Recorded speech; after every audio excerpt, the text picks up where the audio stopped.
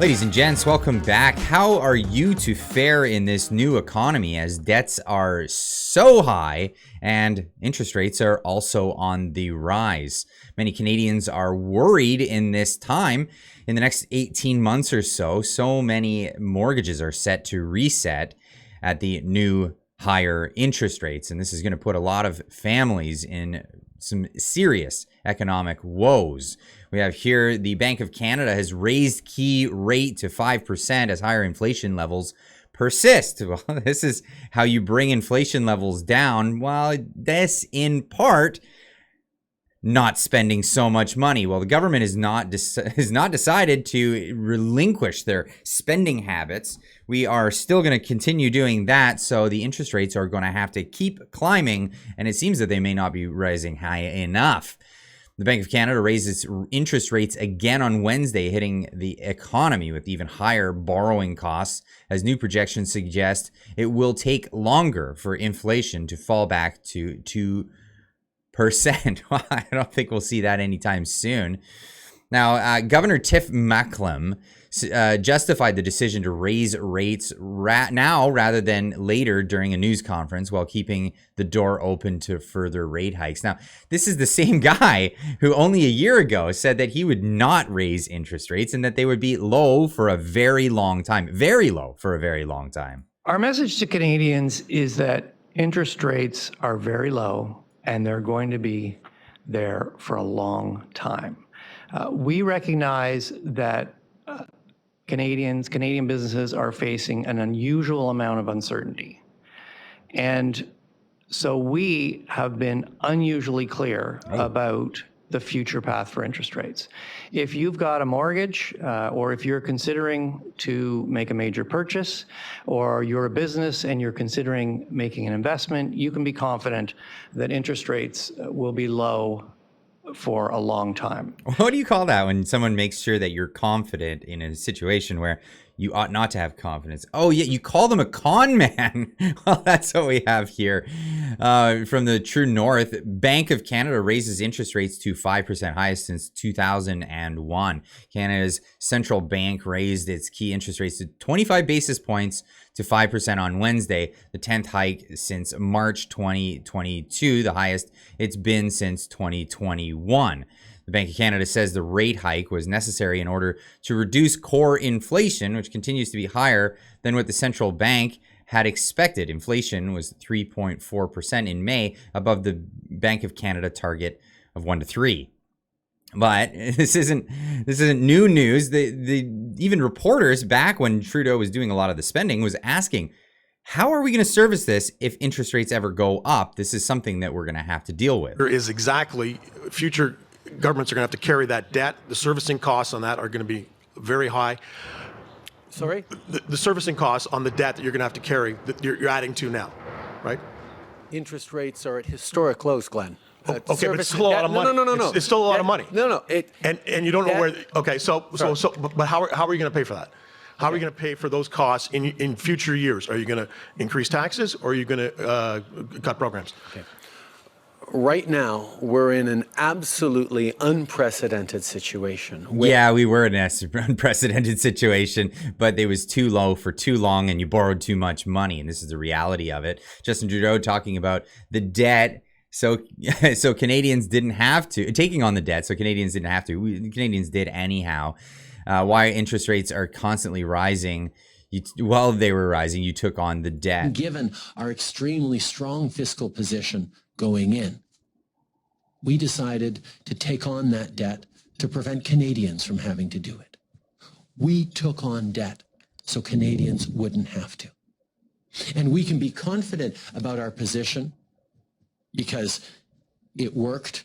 Given No, it didn't. No, it did not. And you know what? A lot of us are going to suffer for it. Pierre Poilievre yesterday had it was in a conference, and he addressed this exactly. But the worst came today.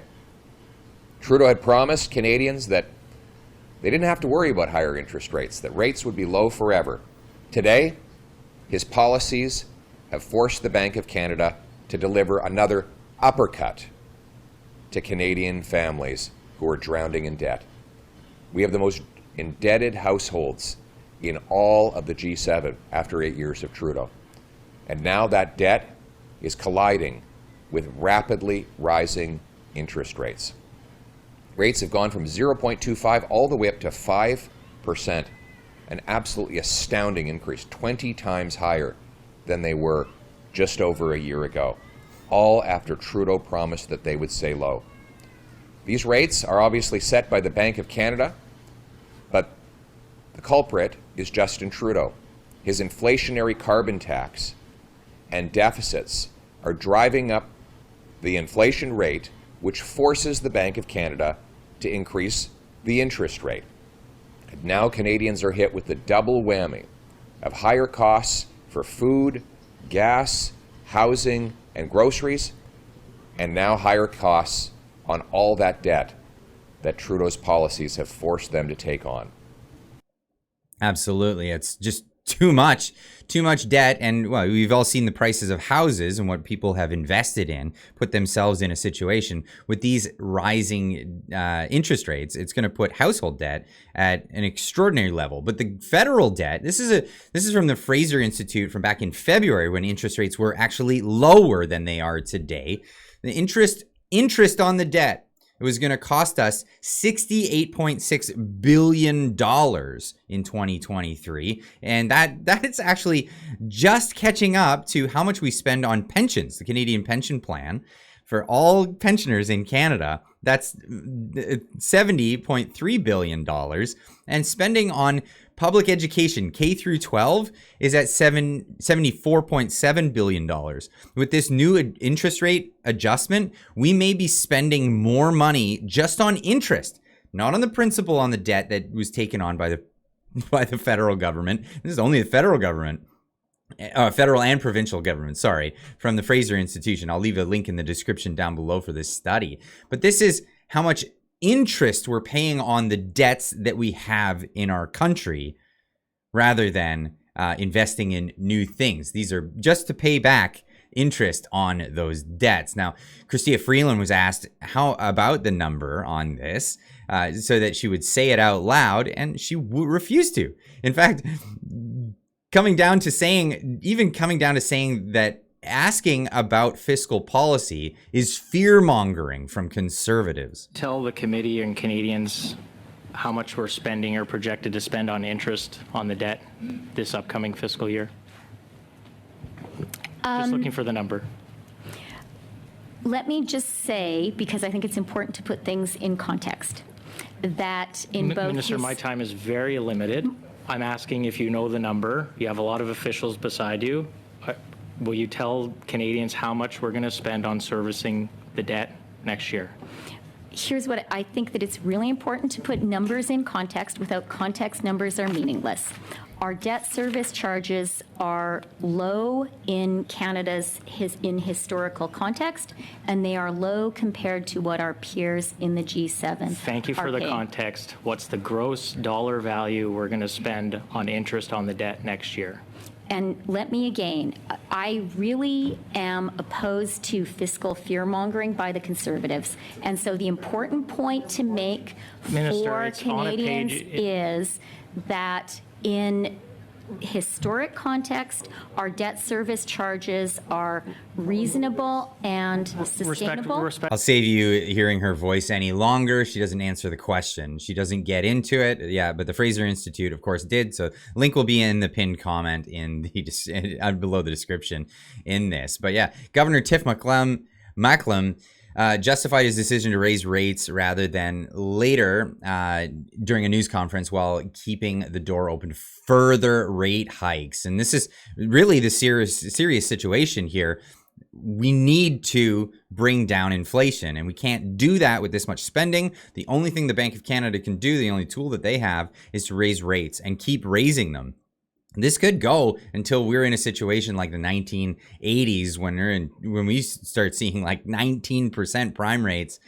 We start seeing also mortgages resetting at 20 some odd percent. These decisions are difficult, and we did discuss the possibility of holding rates unchanged and gathering more information to confirm the need to raise policy rate. Bank of Canada said Bank of Canada Tiff Macklem. On balance, our assessment was the cost of delaying action was larger than the benefit of waiting.